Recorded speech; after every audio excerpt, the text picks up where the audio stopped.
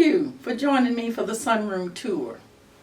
So this is what it has morphed into over the span of 4 years.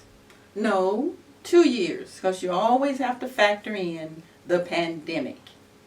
Because imagine if it was a development for 4 years, we would probably have to part bushes to get in here. Let's be real. You're going to take a tour, you're going to look at some of my beauties and enjoy.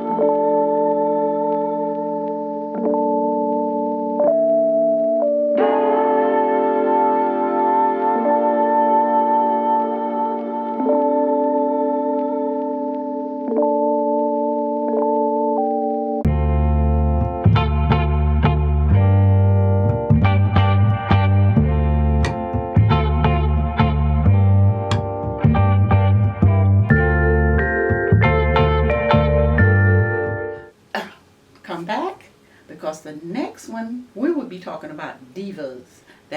Those are the difficult plants, the ones that I consider my difficult plants.